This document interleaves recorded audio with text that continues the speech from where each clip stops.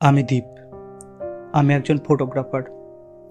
আমার প্রত্যেকটা ইমোশন, রাগ, ভালোবাসা, দুঃখ, কষ্ট সব আমাকে ছবি দিয়ে প্রকাশ করতে হয়। গায়ক গান দিয়ে, চিত্রকর্তা ছবি দিয়ে, অভিনেতা তার অভিনয় দিয়ে নিজের ভাব প্রকাশ করে, নিজেকে আপনাদের সামনে তুলে ধরে।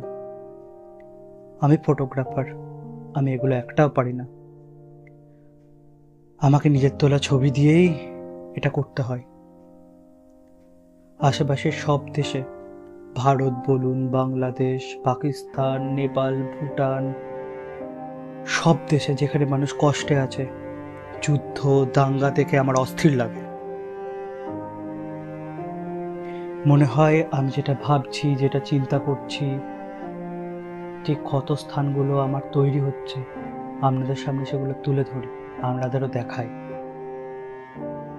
আমার কিছু ছবির মধ্যে দিয়ে আপনাদের কাছে নিজেকে তুলে ধরছি।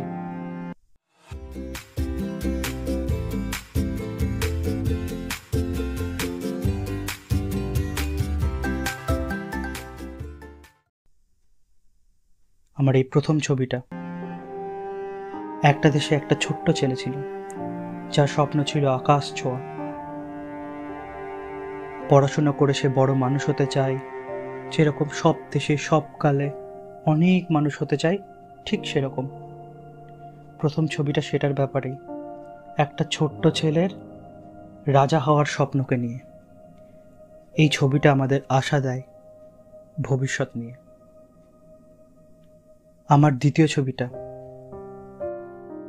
যেরকম সব দেশে সব কালে পৃথিবীর ভার শুধু শ্রমিক, কৃষক, মিডল ক্লাস, চাকুরিজীবী এরাই বহন করে নিয়ে গেছে, আর উপরে বসে রাজারা তাদের শুধু শোষণ করে চলেছে, শারীরিকভাবে, মানসিকভাবে, অর্থনৈতিকভাবে, সব দিক থেকে।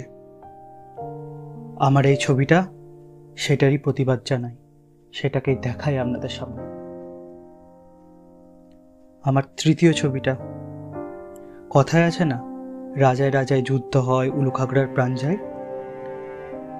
সে শুধু লাশ পড়ে থাকে সেই শ্রমিক, কৃষক, মিডিল ক্লাস, চাকুরিজীবীদের। এখানে রাজা শুধু রাজনীতিকেই সিম্বলাইজ করে না, ধর্মে ধর্মে হানাহানি, কাটাকাটি, আমরা ওরা সব কিছুতে সাধারণ মানুষ খুব বোকা, সত্যি খুব বোকা। এতদিনেও শিখলে না তোমরা? এত অন্ধকার ইতিহাসের পরেও না?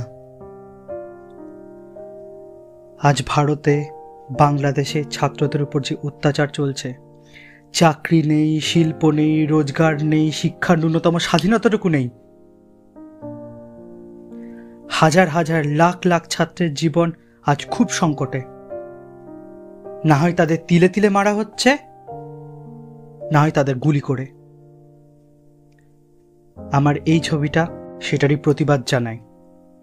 সেই অদৃশ্য রাজার হাতে এত এত তরতাজা প্রাণ ধ্বংস হয়ে যাচ্ছে, কত রক্ত লেগে আছে সেই রাজার হাতে, তারই প্রতিবাদ জানায় এই ছবি দিয়ে।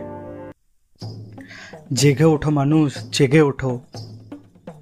আমার এই শেষ ছবিটা দিয়ে আপনাদের সেই জেগে ওঠাকেই আমি সিম্বলাইজ করছি।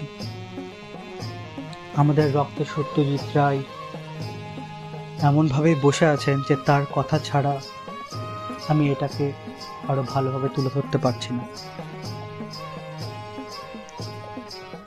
অনাচার করো যদি, রাজা তবে ছাড়ো গদি, যারা তার ধামাধারী তাদেরও বিপদ ভারী, গরিবের শোষণ পাপ, ক্ষমা যে নাহি তার, নাই তার পরিত্রাণ, হীরকের রাজা শয়তান, দড়ি ধরে মারো টান, রাজা হবে খান খান, দড়ি ধরে মারো টান, রাজা হবে খান খান। আমার এই ছবিটা সেই বিপ্লবের কথা বলে।